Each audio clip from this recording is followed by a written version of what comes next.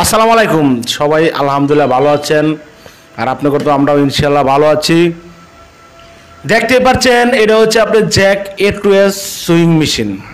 এই কন্ট্রোল বক্সে আপনি ইরুর 7 কি কারণে আসে সেটা দেখার জন্য ততক্ষণ পর্যন্ত অপেক্ষায় থাকবেন। সেটা আমরা দেখব কি কারণে আসে, দেখার পরে আপনাকে বলতে পারবো যে এই কারণে ইরোডার আসে, এটা সমাধান কি।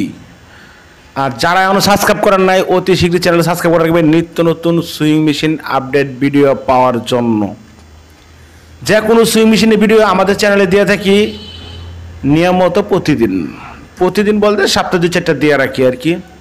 যে সমস্যা আমরা পায়ে থাকি সেই সমস্যাটা ভিডিও করে আমাদের চ্যানেলে দিয়ে থাকি।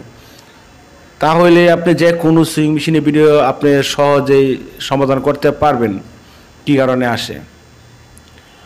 তো চলেন, তো অনেকক্ষণ দেখালাম ইরুড 7 কী কারণে আসতেছে।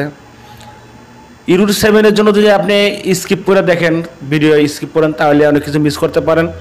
তাহলে ভাই আমাকে 2 সেকেন্ডও লাভ হবে না।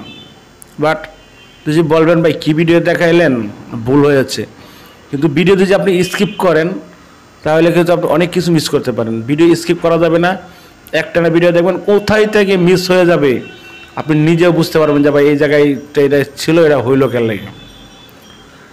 যারা এখনও সাবস্ক্রাইব করেন নাই নিত্য নতুন আপডেট ভিডিও পাওয়ার জন্য সবাই চ্যানেলটি সাবস্ক্রাইব করে রাখবেন।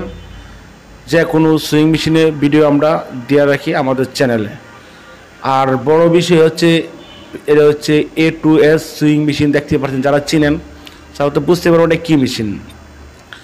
এই যে ইরুড